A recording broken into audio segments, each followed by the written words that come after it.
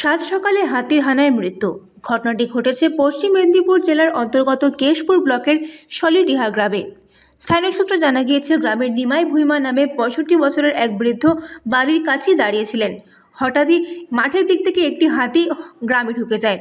কিছু বুঝে ওঠার আগেই হাতিটি তাকে তুলে আছাড় মারে।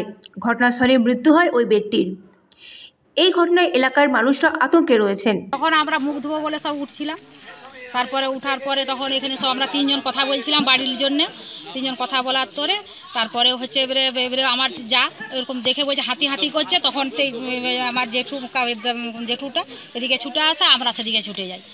আর তখন তাকে সে এবারে ঘুরে যেয়ে দেখছে, তখন হচ্ছে এবারে হাতিটা দেখে এবারে গুতি দিয়ে চলে গেছে। আমরা আতঙ্কেই আছি, এখন পর্যন্ত মুখ ধোয়া হয়নি। এখন আমরা মুখ ধোয়া হয়নি, আমরা আতঙ্কেই রয়েছি সবাই। সামনে আমার মামা যে মারা গেল, উনি আমাদের সাথে কথা বলছিলেন।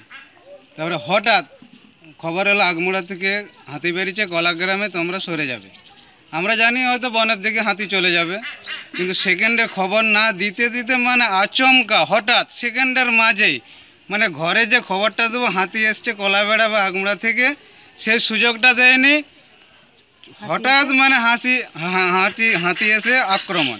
মামা আমার সামনে ছিল, সে ঘর যাবে বলে এসছে, দৌড়ে পালাচ্ছে, কিন্তু হাতির সাথে পেরে ওঠেনি। সঙ্গে সাথ হাতি শুঁড়ে করে তাকে ফেললো।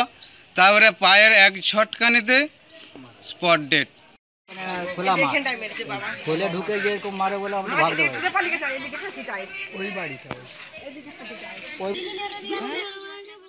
স্থানীয় বাসিন্দারা জানিয়েছেন যে এরকম ঘটনা এর আগেও ঘটেছে, কিন্তু তারপরে উদাসীন রয়েছে বন দফতর।